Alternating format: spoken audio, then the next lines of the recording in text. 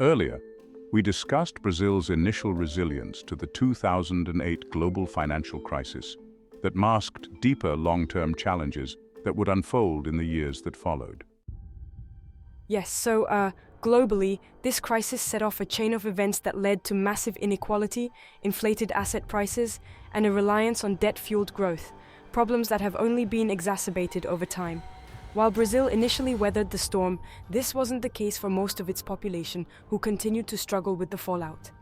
These global and local dynamics reflect broader themes of economic fragility, policy responses, and technological impacts. Brazil's initial resilience was short-lived. A diversified economy, strong domestic demand, and limited exposure to toxic financial assets cushioned the blow, and government stimulus helped Brazil recover quickly. However, deep structural issues emerged, leading to a sharp decline in consumer confidence, which dropped by 60% and never recovered. This was driven by a fall in global commodity prices, increased debt and inflation from expansionary fiscal policies, and political instability from corruption scandals, culminating in a severe recession from 2014 to 2016, with rising unemployment and eroded purchasing power. In contrast, Brazil's business confidence index remained relatively stable, highlighting a two-speed economy. While larger corporations in sectors like agribusiness and mining benefited from global demand and government policies, the general population struggled with stagnating wages, high inflation, and precarious employment. This pattern mirrors a global trend of inequality where financial markets rebounded post-GFC, but ordinary workers faced long-term challenges. Central bank policies like quantitative easing inflated asset prices, benefiting the wealthy, while automation and globalization reshaped labor markets, displacing lower-skilled workers and widening economic disparities. These dynamics align with broader theories of how technology and societal cycles are reshaping economies and global politics, as seen in Jeff Booth's The Price of Tomorrow and the Cyclical Societal Theory in The Fourth Turning. How do you look at this overall picture when also factoring in the very battle-tested theory put forth in the book The Fourth Turning, as well as Jeff Booth's theory of exponentially deflationary technology as put forth in the book The Price of Tomorrow? In my eyes, the constant technological progression ensures one of two things. Either deflation inevitably wins out, or it pushes governments towards hyperinflationary measures, which ironically may only appear in asset markets, again widening the wealth gap, as that very technology pushing the currency debasement to sustain growth at any cost has also made it possible for people to live more cheaply, and thus the inflation is masked by the technological efficiency. It is worth noting that this book was written before the massive currency debasement of the COVID era, and before the emergence of large language models such as ChatGPT. I would say there could be some validity to this narrative, and possibly how much worse the problems have already gotten. The central premise of The Fourth Turning is that history moves in generational cycles, each lasting around 80 to 100 years, with 4 distinct turnings. The fourth turning represents a period of crisis, often marked by upheaval, conflict, and significant societal restructuring. The last fourth turning led to World War II, and according to the theory, we are now entering a new one, which began around 2008. In the context of today's geopolitical, social, and economic environment, this theory suggests that we are on the brink of, or already in, a major crisis, a point where old systems break down and new structures emerge. This fits well with the macroeconomic fragility we've discussed, a world straining under the weight of enormous debt, rising inequality, and increasingly fragile monetary systems. Hot wars, civil unrest, and global realignments are not only possible, but probable in the fourth turning. When you add the economic stresses, societal division, and global power struggles, like US-China tensions, a conflict or massive global shift becomes more likely. The debt levels you mentioned, debt to GDP at wartime percentages, reflect the economic reality that usually accompanies this phase. Societies take on extraordinary measures to manage crises, often through warfare, radical economic policies, or revolutionary technological change. Booth's thesis in The Price of Tomorrow posits that technology is inherently deflationary. and that we are entering a world where exponential advances in tech, AI, automation, renewable energy, etc., will reduce the costs of goods and services dramatically. This technology-driven deflation poses a massive challenge to the existing monetary system, which relies on inflation and perpetual growth to service debt. Technology, by lowering costs, increases efficiency, which in turn reduces the need for human labor, drives down wages, and fundamentally reshapes consumption patterns. As I recall, Booth predicted that this deflationary trend would either force central banks into hyperinflationary policies to protect the economy from deflation, or accept deflation and allow widespread economic restructuring. Well, with the massive currency debasement we've already seen post-COVID, with trillions of dollars in stimulus, we are witnessing an acceleration of Booth's predictions. We already know which choice has been made. Hyperinflation may not have hit consumer goods yet. Maybe it never will. But asset prices, stocks, real estate, have ballooned dramatically as a result of these policies. Technology's deflationary impact is also evident in how AI, such as large language models and automation, are rapidly transforming industries. AI, for instance, can cut costs in education, healthcare, manufacturing, and even financial services, making it possible for people to live cheaply despite currency debasement. The tech sector is rapidly eroding the demand for certain kinds of labor, creating a mismatch between technological advances and the traditional economy. Deflation versus hyperinflation, the battle for the future. This leads to a crucial dynamic. Deflationary forces from technology are clashing with inflationary policies from governments and central banks. The system is being stretched between two extremes: deflation from technological advances, making many goods and services cheaper, and hyperinflation or inflationary pressures in asset markets due to easy monetary policies and currency debasement. Booth's view suggests that central banks will continue to pursue inflationary policies to counter deflation, which could ultimately lead to hyperinflation, especially in asset markets. We've seen this with skyrocketing housing prices, stock market rallies, and increased wealth concentration among those who own assets. At the same time, AI and tech advancements are making it possible for the average consumer to live much more cheaply in certain areas. Think of how software, automation, and renewables have lowered costs. This exacerbates inequality because, while consumer goods and services may become cheaper, assets like housing, stocks, and real estate remain out of reach for many, creating a divide between those who benefit from asset inflation and those who don't. The fourth turning will influence future social and economic policies as well as political outcomes. Although crises tend to begin as economic, this then leads into social, which then leads to political. Can you explain how this progression takes place? Certainly. Economic instability often leads to political polarization, social unrest, and in some cases, war.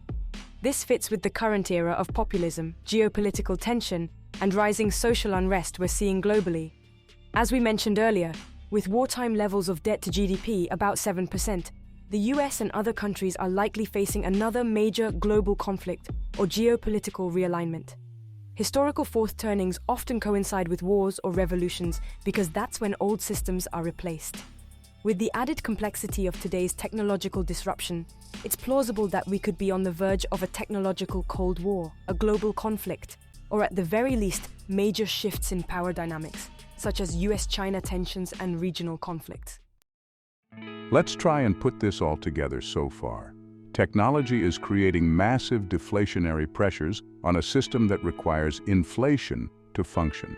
The technology is making it cheaper to live in some ways, while simultaneously reducing the need for human labor and pushing many into precarious economic situations.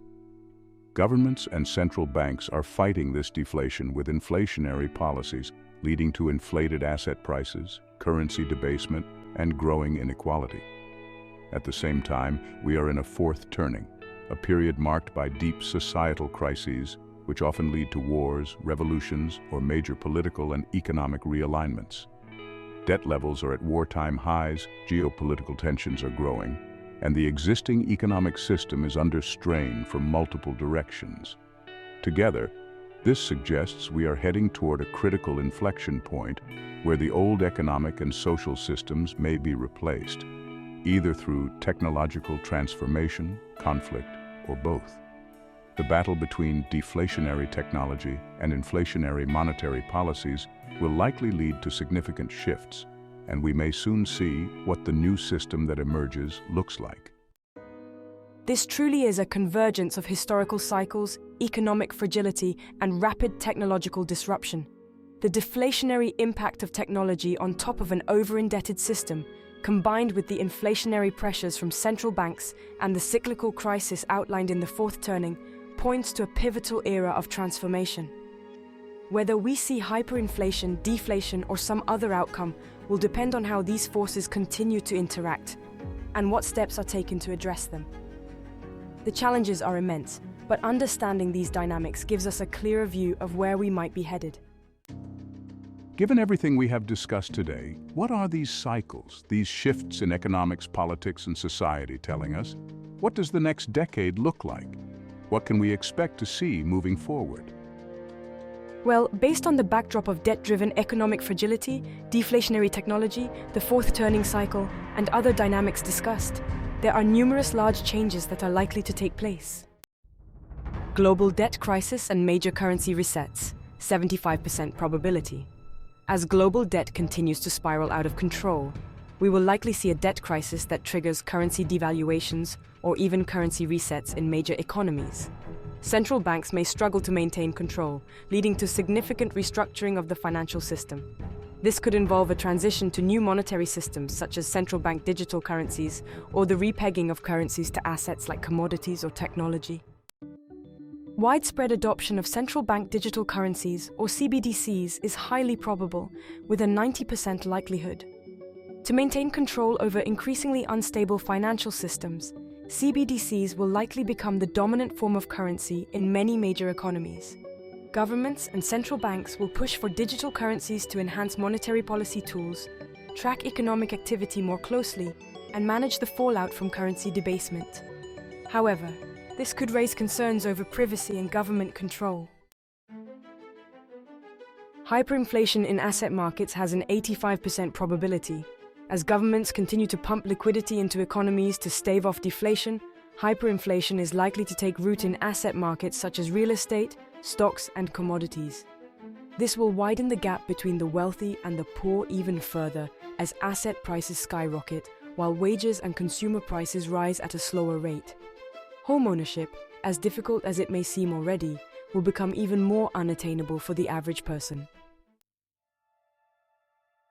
Technological unemployment becoming a major social crisis has a 70% probability. Advances in AI, automation, and robotics will displace large segments of the workforce. While new jobs will emerge in tech-driven sectors, the pace of job creation will not keep up with the speed of disruption.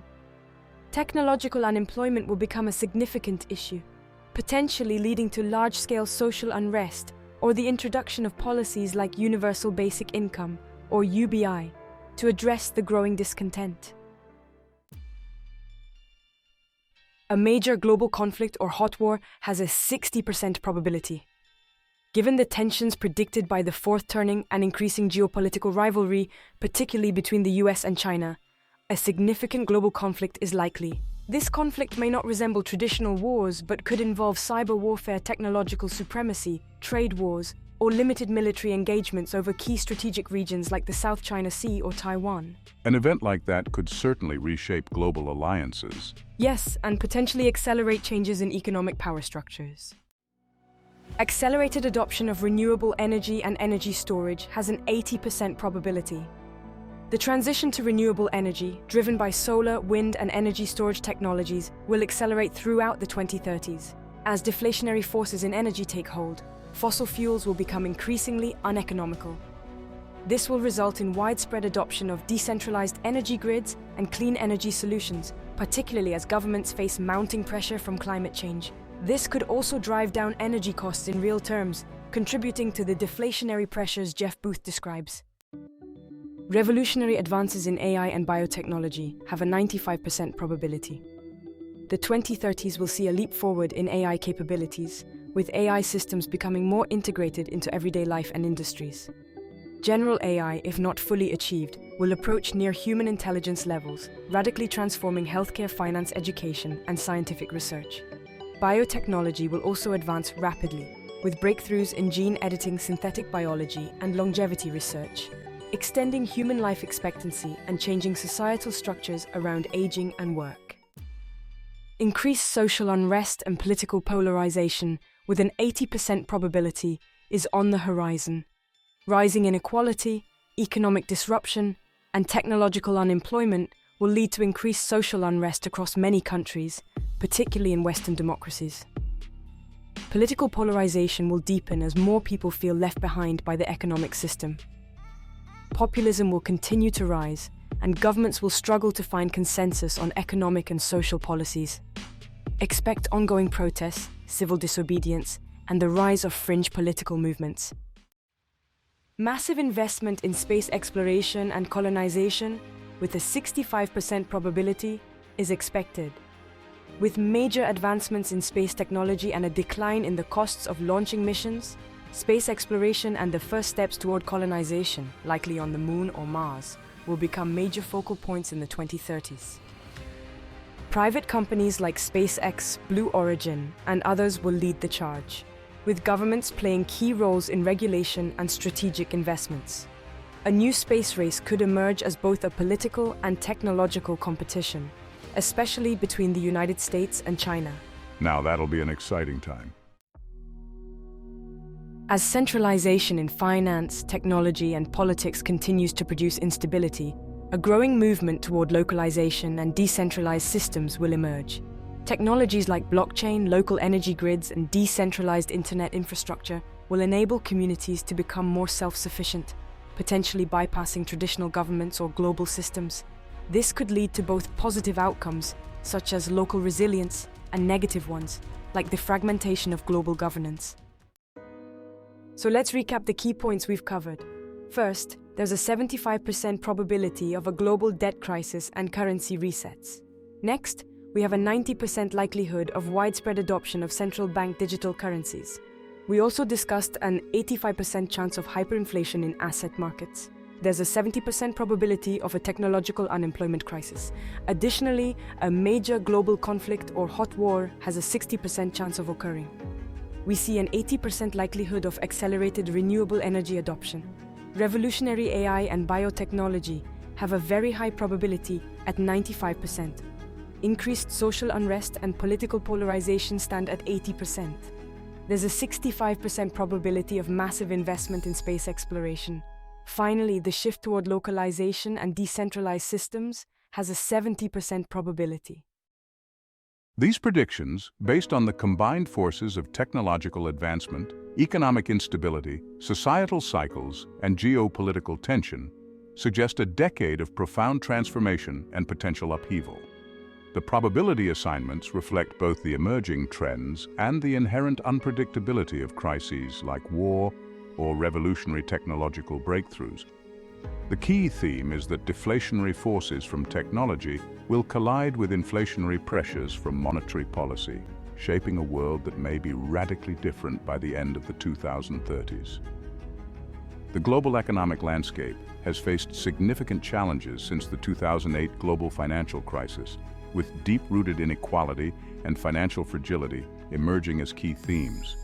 As we discussed previously, Brazil's experience encapsulates much of this, from an initially strong response to GFC shocks to a prolonged period of economic and social struggles. Their steep drop in consumer confidence in stark contrast to business stability, highlighting a larger pattern of inequality between wealthy asset owners and the general population. Worldwide, post-GFC recovery has primarily benefited financial markets and businesses, while the working class has dealt with stagnant wages, inflation, and increasing precariousness in employment. Central banks' policies to maintain growth and service mounting global debt have kept interest rates low, driving asset prices higher, further concentrating wealth among those who already own capital. This has set the stage for an era of unprecedented economic, technological, and social change.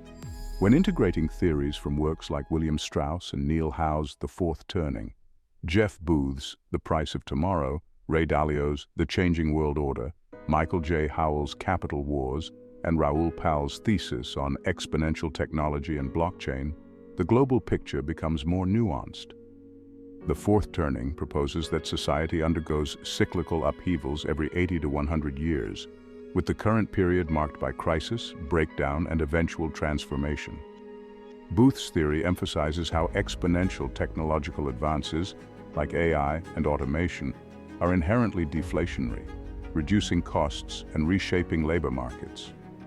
Dalio's The Changing World Order delves into how shifts in economic and political power among nations, combined with excessive debt, often result in conflict and restructuring of global dominance.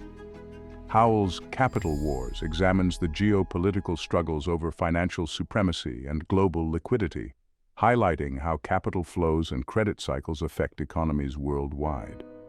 Meanwhile, Raoul Pal's thesis on exponential technology, blockchain, and crypto envisions decentralized finance as revolutionary and a disruptor to the existing debt-driven monetary system, potentially redefining wealth and economic structures. Together, these theories illustrate a world where deflationary technology clashes with inflationary monetary policies, pushing governments toward extreme measures like hyperinflation in asset markets to maintain economic balance, all within a period of crisis and potential transformation. These intersecting forces, deflation from technology, inflation from monetary policies, geopolitical realignments, and shifts in capital flows, are driving profound changes in wealth distribution, economic structures, and societal dynamics. While technology has made it possible for some costs to decline, it simultaneously disrupts labor markets and adds pressure to already fragile economic systems. Central banks and governments facing these deflationary pressures often respond with inflationary policies, leading to inflated asset prices, currency debasement, and widening inequality. Howell's focus on capital flows and global liquidity, paired with Dalio's exploration of shifting world orders, underscores the geopolitical tensions and financial struggles that further complicate this backdrop. Raoul Pal's focus on blockchain and crypto adds another layer to the story, suggesting that decentralized finance could either challenge or offer a solution to the current monetary system's vulnerabilities. Ultimately, understanding these complex dynamics is crucial for navigating the challenges and opportunities of the coming decade. Whether through economic reforms, transformative technologies, shifts in global power, or a potential restructuring of the financial system, the 2030s will be a defining period. The battle between deflationary technology and inflationary policies, combined with cyclical societal crises and capital wars, sets the stage for significant shifts in the global order, potentially resulting in a new financial and social landscape for us all.